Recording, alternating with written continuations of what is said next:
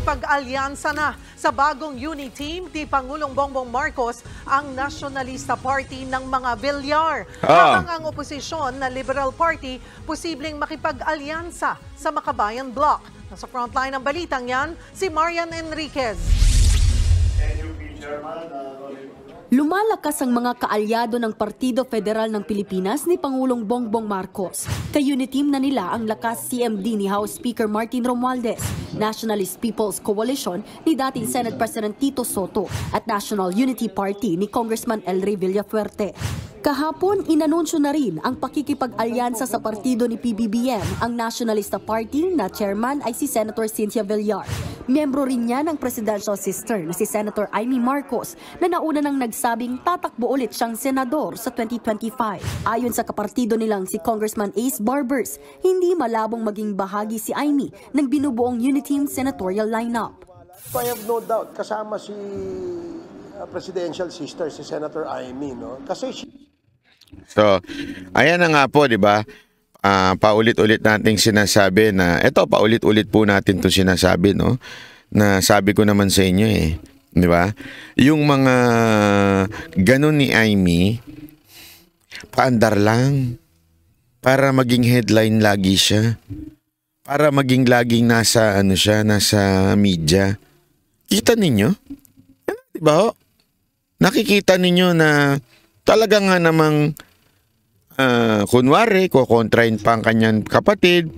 Kunwari, kukontrahin niya pa yung mga issue sa gobyerno. Pero ganun din naman pala. Diba? Noong una pa lang, eto sinabi ko na sa inyo, tama na naman ako sa inyo, di ba? I told you so.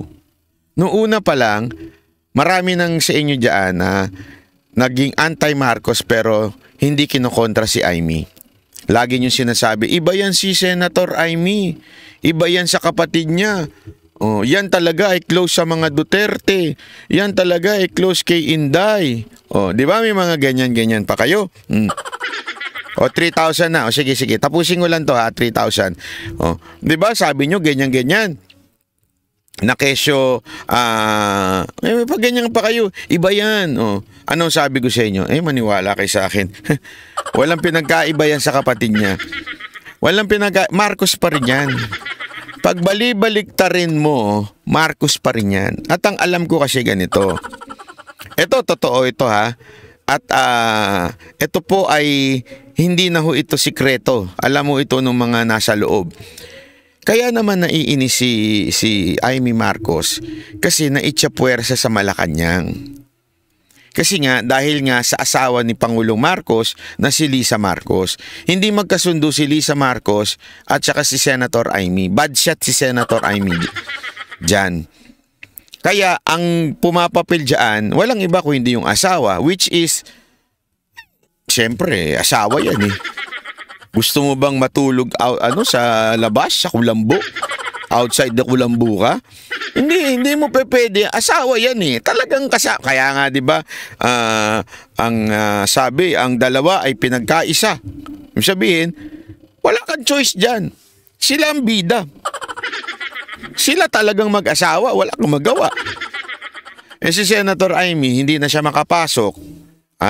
Initsa puwera siya dyan. Balita nga natin, hindi nga daw siya, pagpapasok man siya dyan, as official function, ibig sabihin, as a senator, kung may mga pipirmahang batas, kung siya yung sponsor, ganun lang. Pero hindi siya nakakapasok dyan bilang isang Marcos. Alam niyo ba yun? Yun ang kwento lang sa akin ng mga kakilala natin dyan. Kaya, matik na yan. Kokontrahin niya ng kokontrahin yan kasi may galit siya doon sa asawa. Pero pagka usapang politika na at usapang salbahan na ng buhay, hindi na ho magsasalita yan si Senator Amy against sa kapatid niya. Di ba? Sinabi ko na yan noon pa. Simula pa lamang ng 2022 na nagsimula si Marcos, sinabi ko na yung iba sa inyo, gagalit pa. Hindi, iba si Senator Amy. Close yan kay BP Sara Duterte, kakampi yan.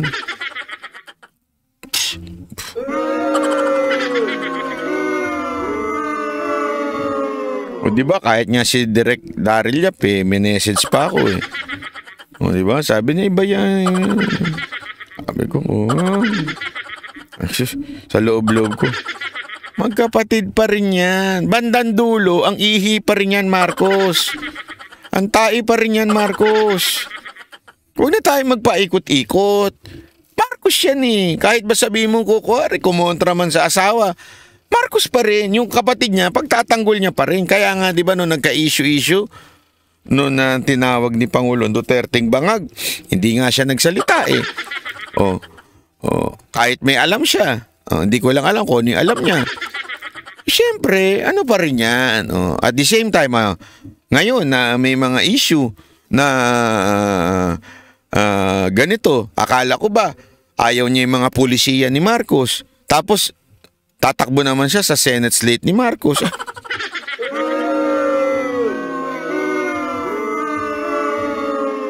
Isa lang masasabi ko sa inyo. I told you so. Diba? May vlogger pa yan. Pinagtatanggol. Diba? Nagkaanuhan pa nga kami nung vlogger niyan eh. Yung vlogger niya na pinagtanggol siya ng pinagtanggol. Hindi, iba si Senator Amy. Anong gusto nyo bang gawin kay Senator Amy? Hirap na hirap siyang ipagtanggol, diba? Dapat ba may ginagawa siya dyan? Ganyan. Pinagtanggol niya pa yan eh. Naalala nyo? Diba?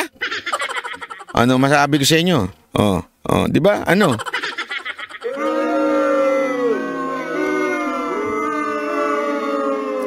I told you so. Ihi, tae at utot ni Senator Amy, Marcos pa rin. Kahit anong gawin ninyo, Marcos pa rin yan. Diba? Kahit anong pagtatanggol nyo na, iba yan si Senator Amy, iba yan si Senator Amy. Gago! Sabihin na ba natin uli? Sabihin na ba uli natin? Na, we told you so? Diba? We told you so. Nako. Ito si Boss Dada, kursunada yun si Joey. Si Joey. Nabanggit ko tuloy yung pangalan. Ikaw kasi Boss Dada eh. Diba? Anyari. Wala. Diba? Ito na, kikwento na natin. Pero tapusin natin tong balita. He belongs to Nationalista Party. I am pretty sure if she's an incumbent senator, I'm pretty sure that kasama siya sa slate, no? Unless, hindi ko alam kung ano yung, but my honest opinion is kasama siya.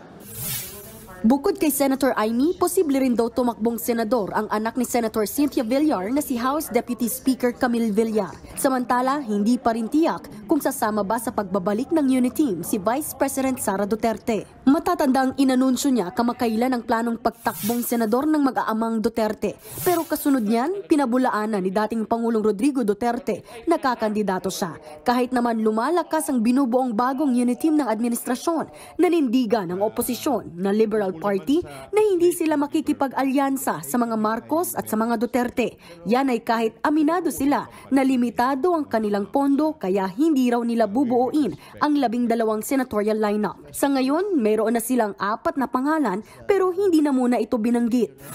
Kinukumbinsi pa nila si dating Vice President Leni Robredo na mag-senador kahit na nauna na niyang... Grabe yan, kawawa naman sila. Ubus na sila.